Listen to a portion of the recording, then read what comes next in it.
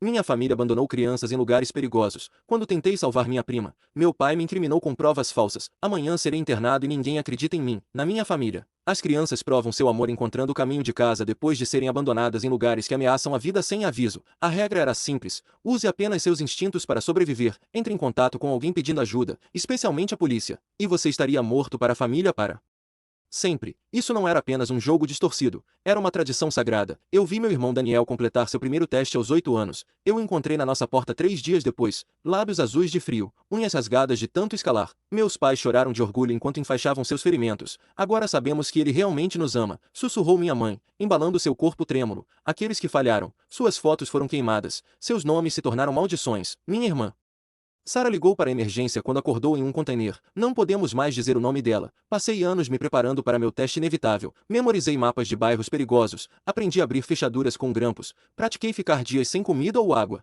Meu pai, ex-militar, me testava aleatoriamente. Você acorda em um depósito sem janelas. Qual é seu primeiro movimento? Respostas erradas significavam dormir lá fora para endurecer. Quando você chegava em casa, era celebrado.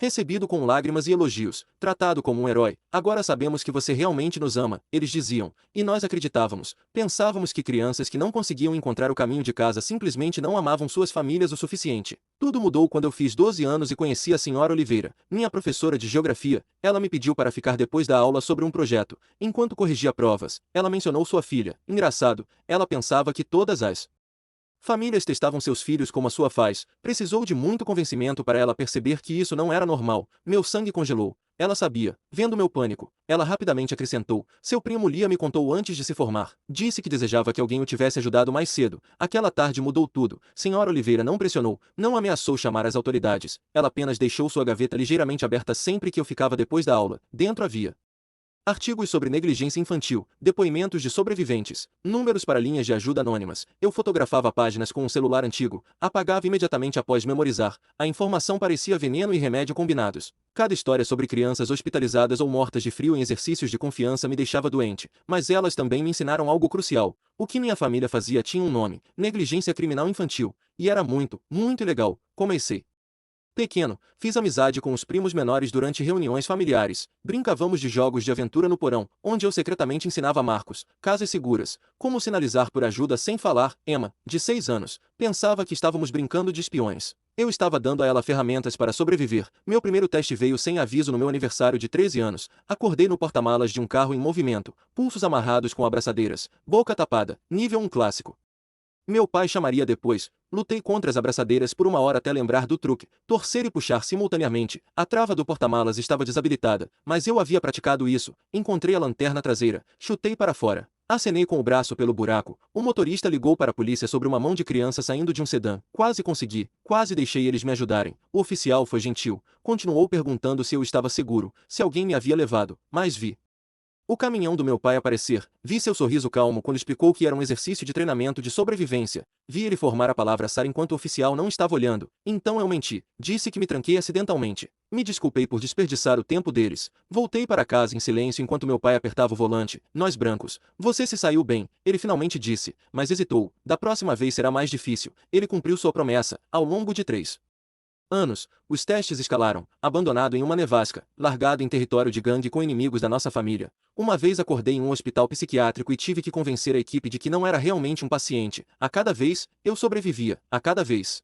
eu me odiava por não pedir ajuda. O ponto de ruptura veio através de Emma, doce e confiante Emma, que agora tinha 8 anos. Durante o jantar de ação de graças, meu tio anunciou que ela teria seu primeiro teste depois da sobremesa.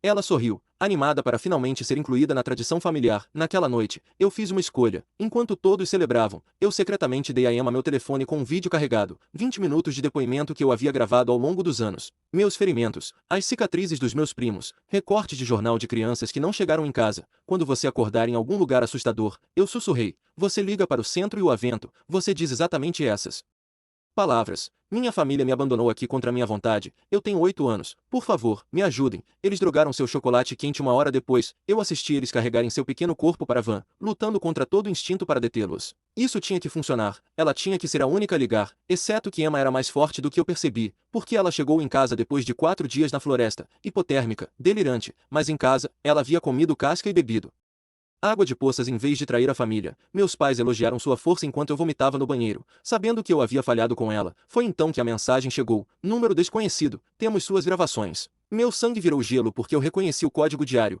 Era a polícia local. Ou assim eu pensei até chegar e perceber o quão errado eu estava. O endereço do depósito me levou a um distrito industrial a 40 minutos da cidade. Minhas mãos tremeram no volante enquanto eu entrava no estacionamento de cascalho. O prédio se erguia escuro contra o céu da tarde, suas janelas quebradas como olhos vazios observando minha aproximação. Empurrei a porta enferrujada, o telefone apertado na minha palma suada. O feixe da minha lanterna cortou o ar empoeirado, revelando pisos de concreto cheios de peças de máquinas antigas. Então eu a vi. Senhora Oliveira estava no centro do depósito, mas não estava sozinha. Uma dúzia de adultos formavam um semicírculo atrás dela, seus rostos parcialmente escondidos na sombra. O feixe da minha lanterna captou algo que cortou minha respiração, cicatrizes idênticas em seus pulsos, a mesma cicatriz que eu havia vislumbrado uma vez sob o relógio do pai quando ele arregaçou as mangas durante o treinamento. Senhora Oliveira ergueu um tablet, sua tela brilhando na escuridão, filmagens de segurança tocaram, Emma sendo carregada para o pronto-socorro, seu pequeno corpo mole nos braços de uma enfermeira, meus joelhos quase cederam.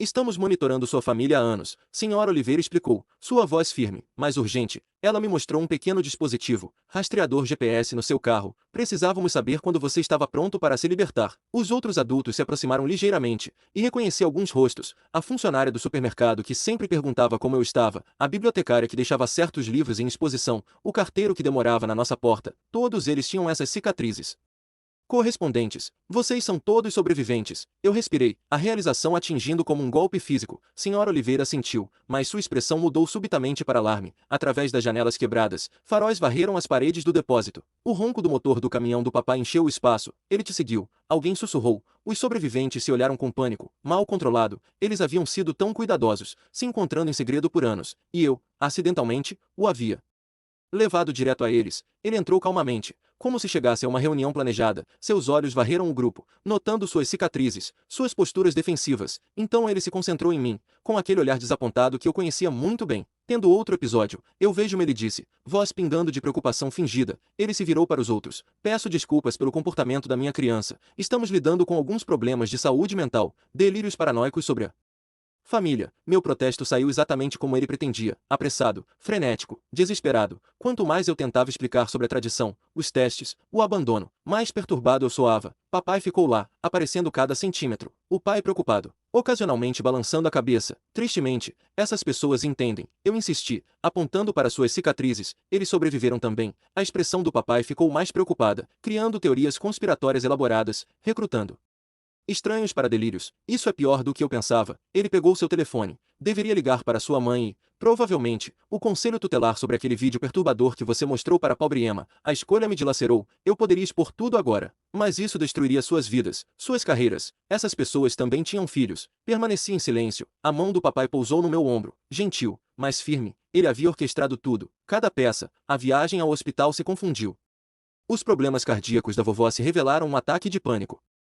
Mas manteve a família reunida em um lugar. Papai usou o tempo para falar privadamente com os oficiais, mostrando algo em seu telefone que os fez acenar com simpatia. Na sala de espera, ele desabou. Lágrimas reais escorreram pelo seu rosto. Enquanto descrevia minha instabilidade recente para a assistente social do hospital, ele mostrou vídeos editados, eu ensinando técnicas de fuga para os primos, mas enquadrado como fantasias de sobrevivência inadequadas, eu praticando arrombamento, mais rotulado como preparação para a invasão. A expressão da assistente social ficou cada vez mais preocupada. Então Maia, doce Maia de 6 anos, puxou a manga da assistente social. Eles nos fazem brincar de jogos assustadores. Ela disse com sua voz inocente. Praticar ficar presos não é mais divertido. Papai apertou meu ombro, fazendo o papel do pai solidário, enquanto seus dedos se cravavam o suficiente para doer. Naquela noite, o desespero me levou de volta ao hospital. Esperei até a troca de turno. Escapulei pela saída de emergência que havia mapeado durante nossa visita. O escritório de registros estava exatamente onde a enfermeira havia indicado. A fechadura era básica, algo que eu poderia abrir em menos de um minuto. Minhas mãos se moveram automaticamente através dos movimentos que papai me havia ensinado. Ironia amarga, não estava perdido enquanto usava seu treinamento contra ele, mas eu o havia subestimado novamente. A segurança chegou antes que eu pudesse encontrar o arquivo da Emma. As câmeras que esqueci de verificar haviam gravado tudo. Papai chegou com os oficiais. Seu rosto mostrou perfeita mistura de decepção e preocupação enquanto assistia às filmagens de mim invadindo o hospital. Isso é exatamente o que eu estava tentando explicar antes. Ele disse a eles, o comportamento paranoico, a crença de que todos estão contra eles. Agora invadindo instalações médicas procurando evidências de conspirações, eles me libertaram sob custódia do papai com fortes recomendações para avaliação Psiquiátrica. A viagem para casa foi silenciosa, exceto por seus suspiros ocasionais em casa. Mamãe esperava na cozinha. Ela já havia estado chorando, maquiagem borrada exatamente como Helena. Ela continuava dizendo, exatamente como sua tia Helena antes do colapso dela. Eu nunca havia ouvido falar de uma tia Helena, mas pela forma como mamãe disse, como o papai assentiu sombriamente, eu entendi outro membro da família que tentou escapar. Outro conto de advertência. A manhã seguinte, trouxe novas restrições. Papai confiscou as chaves do meu carro, explicando que eu estava muito instável para dirigir. Meu telefone desapareceu enquanto tomava banho. O chat da família estava cheio de mensagens preocupadas sobre meu episódio no depósito e invasão do hospital. A escola se tornou outro campo de batalha. A conselheira explicou que minhas cartas de recomendação para a universidade precisariam da assinatura do papai. Qualquer esperança de admissão antecipada ou fuga para a universidade agora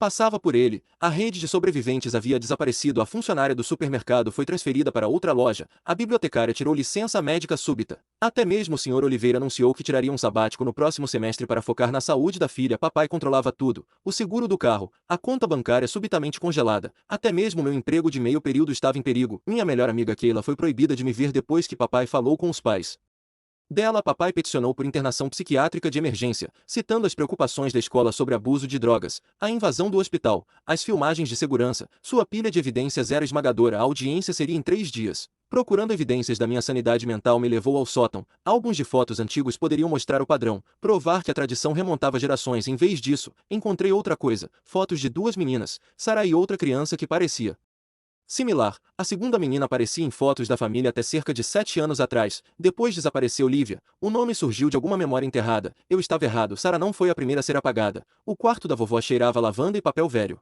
Ela estava descansando, mas seus olhos se abriram quando entrei e perguntei sobre Lívia. Seu rosto empalideceu. Ela pressionou um dedo nos lábios. Depois apontou para sua caixa de receitas na cômoda dentro, entre receitas de assado e torta de maçã. Encontrei cartões com notas estranhas, lanches de acampamento para montanha nua com coordenadas GPS, suprimentos de emergência para clima com uma lista que incluía itens de primeiros socorros. A caligrafia era trêmula, mais deliberada. Vovó estava documentando as crianças apagadas. A manhã seguinte, trouxe uma reunião familiar. Tio chegou com seus filhos, parecendo exausto. Ele continuava verificando seu telefone, franzindo a testa para mensagens, quando papai mencionou meus episódios recentes. Tio começou a falar e depois parou. Papai casualmente mencionou que estava lidando com o caso de custódia do tio pro bono. A ameaça era clara. O calendário do papai na parede da cozinha tinha fase 2 circulada para a próxima semana. Eu fotografei. Mas quando verifiquei meu telefone depois, a imagem havia sumido. O backup da nuvem havia sido desabilitado. Todas as minhas evidências, anos de documentação apagados. Mamãe testemunhou em seguida, sua declaração preparada me pintando como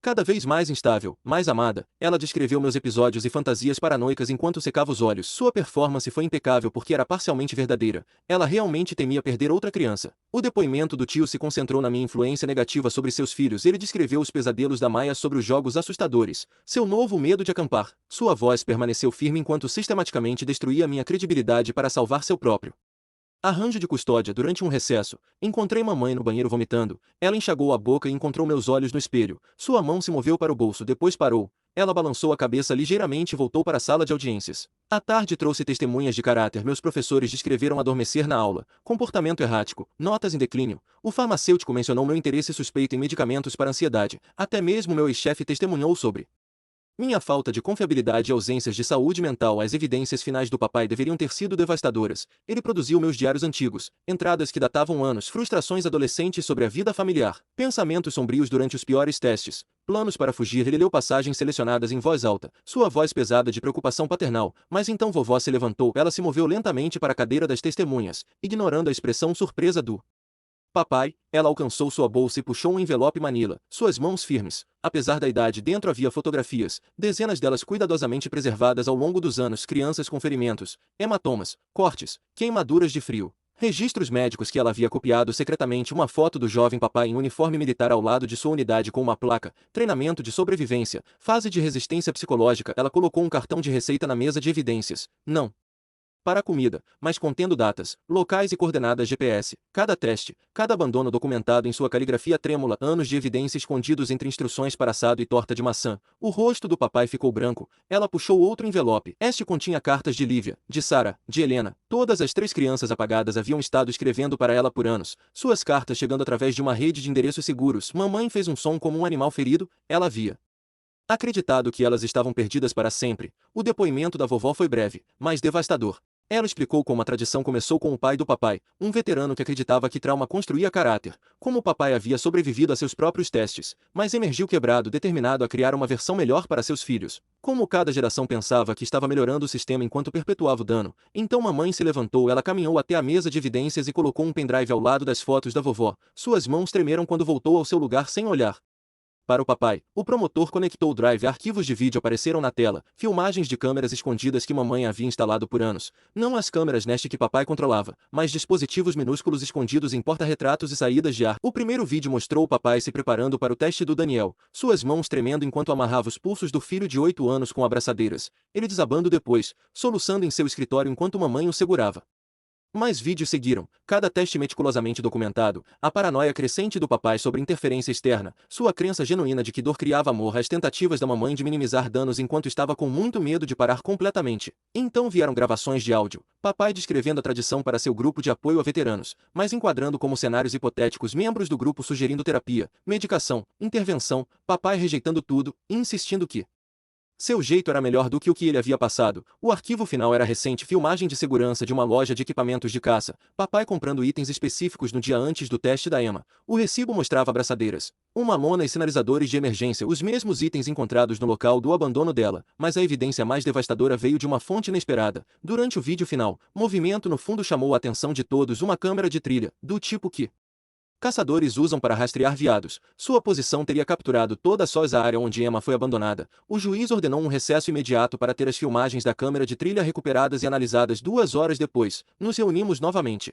As filmagens estavam granuladas, mas claras o suficiente. O caminhão do papai chegando ao local remoto, ele carregando o corpo inconsciente da Emma para a floresta. Os 4 dias de sua luta para sobreviver, comendo casca, bebendo de poças, construindo abrigos inadequados, seu corpinho ficando mais fraco enquanto se recusava a atrair a família pedindo ajuda. Papai assistiu sua filha quase morrer na tela, lágrimas escorrendo pelo seu rosto, não as lágrimas calculadas de antes, mas soluços cruz e quebrados. Ele viu o que todos nós vimos, uma menina pequena escolhendo a morte em vez de desapontar sua família. O juiz havia visto o suficiente. O conselho tutelar foi chamado. Ordens de custódia de emergência foram emitidas em horas. Toda criança menor de idade em nossa família extendida foi removida pendente investigação. Papai não resistiu quando levaram embora. Ele parecia aliviado, como se um peso finalmente tivesse sido tirado. Mamãe foi questionada, mas não presa. A evidência a mostrou como cúmplice e vítima, presa em um ciclo que não sabia como quebrar. Naquela noite, sentei em um escritório de colocação de adoção enquanto assistentes sociais descobriam onde me enviar. Eu tinha 17 anos, quase fora do sistema. Eles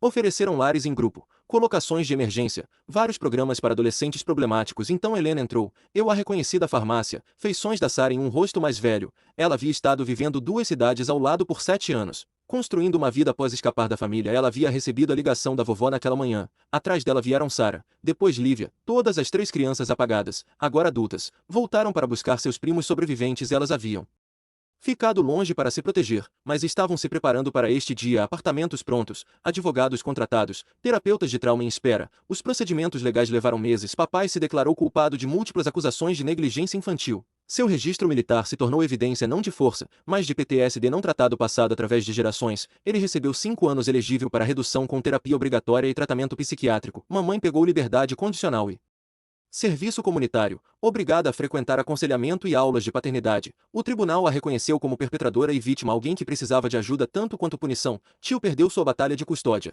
Sua ex-esposa usou sua cumplicidade na tradição familiar como evidência de inadequação. Os primos menores foram colocados com parentes seguros ou famílias adotivas especializadas em trauma. Maia foi viver com uma tia-avó que se distanciou da família anos atrás. Ela ainda tinha pesadelos, mas estava aprendendo que amor não exigia dor. A colocação da Emma foi mais complicada. Sua mãe a queria de volta, mas precisava provar que podia protegê-la. Visitas mensais supervisionadas lentamente reconstruíram seu relacionamento. Emma lutou mais. Ela ainda acreditava que havia falhado no teste ao receber tratamento médico. Mudei para morar com Helena. Ela tinha um apartamento pequeno e trabalhava como paralegal, usando seu conhecimento do sistema para ajudar outros sobreviventes.